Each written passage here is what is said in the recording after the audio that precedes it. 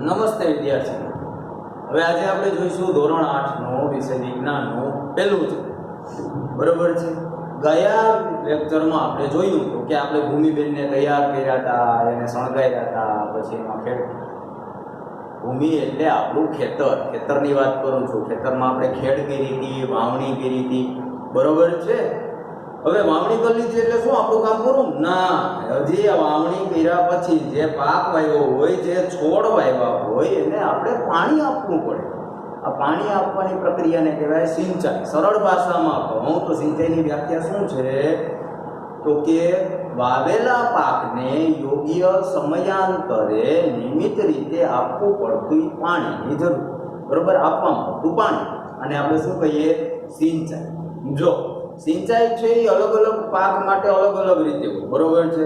જેમ કે ઉનાળામાં વાવેલા પાક હોય તો પાણી વધારે જોઈએ. શા માટે? કારણ કે ઉનાળામાં તડકા વધારે હોય તો પાણીનું બાષ્પોત્સર્જન વધારે થઈ જાય, પાણી છે એ વરાળ બની જાય. જ્યારે શિયાળામાં મીડિયમ ને ચોમાસામાં તો વરસાદ પાય જ નહીં છે. બરોબર છે. હવે સિંચાઈ છે એની અલગ અલગ વિસ્તારમાં અલગ અલગ પદ્ધતિઓ છે. કેવી પદ્ધતિઓ? તો કે પહેલા આપણે જોઈશું સિંચાઈના સ્ત્રોત. સ્ત્રોત એટલે કેવા સ્ત્રોત? તો કે સિંચાઈ છે વધારે પડતી કાં તો કુવા, પાણી ક્યાંથી મેળવીએ? કુવા, બોર, નદી, તળાવ, સરોવર, પછી તો કે મોટી વેલી ગટરો, આપણી ભાષામાં એને કહીએ કેનાલ. બરોબર છે. આ બધા શું છે? પાણીના સ્ત્રોત કે જ્યાંથી આપણને ખેતી માટે પાવાનું પાણી મળી જાય. બરોબર છે. હવે એના જૂના પરંપરાગત સ્ત્રોત હતા. બરોબર છે. એ કઈ હતી? એની રીતો, આ બધા સ્ત્રોતમાંથી પાણી કાઢવાની રીત કેવી હતી? તો કે જો સિંચાઈની પરંપરાગત રીત, એમાં પહેલું આવે છે મોટ. મોટ એક એવી રચના છે કે જો પહેલા તો આ પાણીના સિંચાઈના જેટલા સ્ત્રોત છે ને, કુવા કે બોર કે તળાવ છે, નદી છે, ડેમ છે, બાંધ છે, એમાંથી પાણી કાઢવા માટે પહેલા જૂના સમયમાં કાં તો લોકો ઢોરની, બરોબર છે, બળદની એની મદદ લેતા, ઘોડાની મદદ લેતા, અથવા તો માણસો પોતે તેવા કાર્ય કરતા. એમાં જો પહેલી એક એવી રીત છે મોટ. મોટ શું છે? તો કે ચામડાનું ખૂબ જ મોટું એક માટલા જેવી રચે કે જેમાં દોરી બાંધેલી હોય. બે બળદ છે એ લાંબી દોરીને આગળ બાંધેલા હોય. એ બળદ છે એ પહેલા તો શું કરે? તો કે રિટર્ન આવે જ્યારે કુવાની નજીક હોય એટલે પાણીની જે મોટી એક મોટર જેવી રચના છે, પાણીમાં ડૂબશે, એમાં પાણી ભરાઈ જશે. બરોબર. એ પછી બળદને પાછા હાલતા કરે એટલે મોટું આવશે, ધીમે ધીમે કુવાની બહાર આવશે. બહાર આવશે એટલે વ્યક્તિ ત્યાં ઊભો છે, પાણીની મોટને ખેતરમાં ઠલવી નાખશે.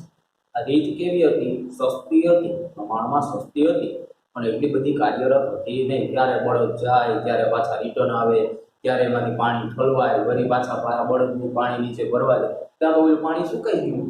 બરોબર છે. એટલા માટે બહુ કાર્યરત રીત હતી નહીં, સસ્તી હતી, એમાં કઈ વેરેન્ટેજ હતો નહીં. એના પછીનો આવે છે ચેન પંપ. ચેન પંપ પણ સેમ ટુ સેમ એવી જ રચના છે. એક ગિયર, એક ચેનનો ગિયર નીચે હોય કૂવામાં, જ્યારે એક ગિયર ઉપર હોય. આ ચેનને કાં તો હાથ વડે ફેરવવામાં આવે, જેના લીધે શું થશે? તો કે બીજી ચેન છે ગિયરમાં જે બાંધેલી હોય, બંને ગિયરની ચેન, હું તમને સમજાવું કે માની લો કે આ જે ઉપરનો ડ્રીલ છે, ઉપરનો ગિયર છે, ત્યારે આ છે કૂવાની અંદરનો ગિયર છે. બરોબર છે. એમાં એક ચેન આ રીતે બાંધેલી. આ ચેનમાં શું હોય? તો કે માટલા બાંધેલા હોય. હવે અહીંયા હેન્ડલ છે, આ ગિયરને ફેરવવામાં આવશે એટલે શું થશે? તો કે આ બધા માટલાઓ વારાફરતી ફરશે. બરોબર. અને કૂવાનું પાણી બહાર આવશે, અહીંયા આવશે એટલે ઠલવાઈ જશે. અહીંયાથી પાણી ભરાતું જશે કૂવામાંથી.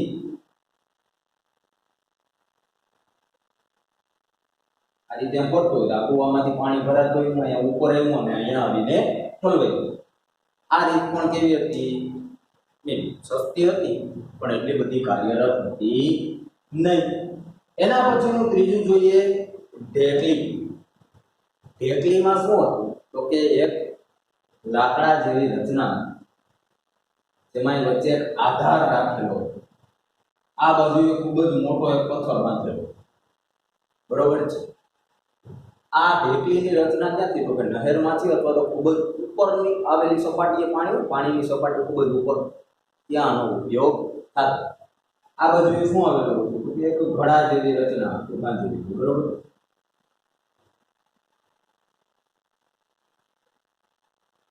હવે એક વ્યક્તિ દોરીની મદદથી આને આમ ખેંચશે એટલે આ ઘડો પાણીમાં ડૂબશે. વળી પાછી આ દોરીને ઢીલી મૂકશે એટલે શું થાય તો પથ્થરના વજનને લીધે ઓટોમેટિક આ ભાગ ઉપર આવી જશે, ઘડાને હલવી લેશે, પાછો ડૂબાડશે, પાછો ઉપર મૂકશે. તો આ પથ્થરની મદદથી એક વ્યક્તિ દ્વારા પાણીની સિંચાઈ થતી. આ પદ્ધતિ પણ પ્રમાણમાં સસ્તી હતી, પણ મહેનત વધારે હતી, એટલું બધું પાણી એમાંથી ઉલેસી શકાતું નહીં. અને છેલ્લું છે રહેટ. રહેટ છે એ કેવી રચના છે તો કે કૂવામાં એક મોટો ગિયર, આ ગિયરની આજુબાજુ માટલા બાંધેલા હોય, ઘડા જેવી રચના. આ ગિયરથી થોડાક દૂર અંતરે એક ગોળ ચકડા જેવો બીજો ગિયર હોય. આ ગિયરની પાસે એક બળદને બાંધેલો. શું હોય? એક બળદને બાંધેલો. આ બળદ છે એ આ રીતે આમ ફરશે એટલે આ ગિયર કેમ ફરશે? આ રીતે આમ. અહીંયા કૂવામાં આપણે માની લો કે અહીંયા પાણી છે તો પાણી ભરાશે અને ઉપર આવીને પલવાઈ જશે. આ રચના હતી રેટની. પણ આમાં પણ એટલું બધું પાણીનો ઉલ્લેખ થઈ શકતો નહીં. બીજા નંબરમાં પાણીની સપાટી ખૂબ જ ઉપર હોય ને તો રેટની મદદથી પાણીની સિંચાઈ થતી, બાકી થતી નહીં. સેમ એવું ઢેકણીમાં પણ હતું કે પાણીની સપાટી ખૂબ જ ઉપર હોય તો પાણીની સિંચાઈ થતી, બાકી થતી નહીં. તો આની એક મર્યાદાઓ હતી. ખૂબ જ વધારે સમય લાગતો અને પ્રમાણમાં કામ કેવું મળતું? ખૂબ જ ઓછું. મહેનત વધારે, સામે પાણી ઓછું મળે. બીજા નંબરમાં અમુક એની મર્યાદાઓ. આ બધી ખૂબ જ જૂની પદ્ધતિઓ હતી. આજથી ઘણા વર્ષો પહેલા કે જ્યારે કોઈ પણ જાતની ટેકનોલોજી નહોતી એ સમયમાં થતી સિંચાઈની પદ્ધતિઓ છે. હવે આપણે જોશું સિંચાઈની આધુનિક રીત. આધુનિક રીત કેવી રીત? તો કે અત્યારના સમયમાં આપણે સિંચાઈ કેમ કરીએ? પાણીના સ્ત્રોત તો એ જ છે, કુવા છે, બોર છે, અથવા તો કેનાલ છે, નદી તળાવ કે બંધ છે, બરોબર છે. સ્ત્રોત એના એ જ છે, પદ્ધતિઓ બદલી. એમાં આપણે પેલું જોશું ફુવારા પદ્ધતિ. જો મોટર અત્યારે આવી ગઈ છે, પાણી ખેંચવાની મોટર હોય ને એની મદદથી કુવામાંથી પાણી ખેંચશું. ખેતરમાં લાઈન પાથરેલી હશે, આ લાઈનમાં એક યોગ્ય અંતરે ફુવારા રાખેલા હોય, બરોબર છે. પાછી એક લાઈન આવેલી હોય, અહીંયા એક ફુવારો હોય, પાછી લાઈન નાખેલી હોય, અહીંયા એક ફુવારો હોય. આ રીતે શું થશે તો કે અહીંયાથી મોટર પંપ દ્વારા લાઈટ આવે એટલે આપણે મોટર ચાલુ કરશું. મોટર શું કરશે તો કે આ લાઈનમાં પાણીને ધકેલશે અને આ ફુવારા દ્વારા આખા ખેતરમાં પાણી છટાઈ જશે. પાણી કેટલું જોયું? ખૂબ જ ઓછું. અને કામ કેવું છે? એકદમ ઝડપથી. કેટલું બધું પાણી આપણે ફુવારા ચાલુ કરીએ તો કેટલો બધો ખેતરનો ભાગ છે પાણી એમાં છટાઈ જાય, બરોબર છે. હવે બીજી પદ્ધતિ છે ટપક પદ્ધતિ. ટપક પદ્ધતિ છે એ પણ સેમ આવી જ છે. એનો ઉપયોગ પણ ક્યાં થાય તો કે જે વિસ્તારમાં પાણી ઓછું હોય અને સિંચાઈનો ભાગ વધારે, મતલબ કે ખેતર મોટું હોય, ત્યાં ઓછા પાણીએ આખા ખેતરમાં પાણી પાઈ શકે. એમાં કેવી રચના હોય તો કે માની લો કે અહીંયા એક કૂવો છે, અમારે મોટર રાખેલી છે, બરોબર છે. એ મોટર દ્વારા મોટર પંપ છે, અહીંયા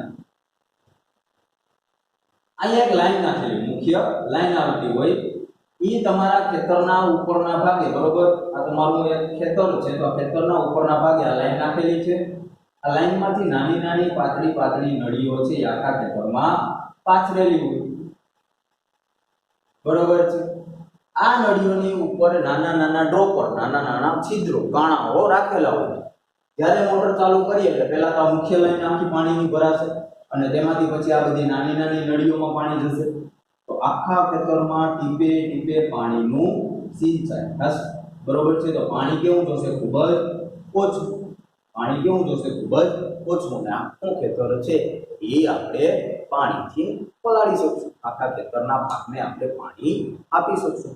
તો શું થયું તો કે ફુવારા પદ્ધતિ અને ટપક સિંચાઈ પદ્ધતિ, આ બંને પદ્ધતિઓમાં સમય ખૂબ જ ઓછો, મહેનત પણ ખૂબ જ ઓછી અને ઓછા સમયમાં આખા ખેતરમાં તમે પાણી પાઈ શકો. પાણીનો જરાય પણ વ્યય થતો નથી.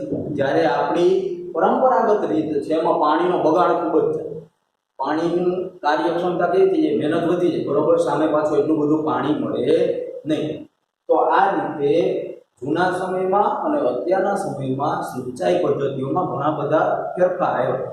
પરિણામ સ્વરૂપે અત્યારે આપણે પાક છે એ વધારે વાવશું તો સામે સિંચાઈ પણ ઝડપથી થશે, તો ઉત્પાદન પણ કેવું મળશે? સારું મળશે.